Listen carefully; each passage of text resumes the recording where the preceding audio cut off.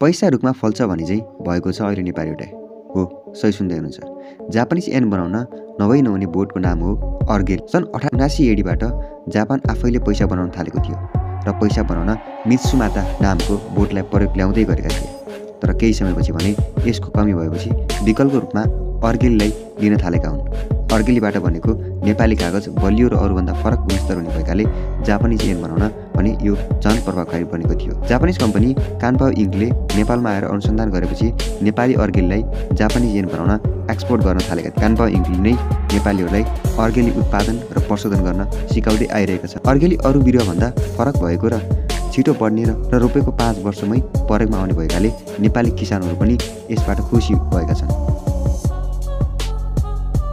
Looking for a new source, Kampol Inc., a Japanese paper supplier, discovered Argeli growing abundantly in Nepal. त्यो पनि बढ्छ र ठुलो पनि हुन्छ यहाँ अरू जग्गामा जस्तो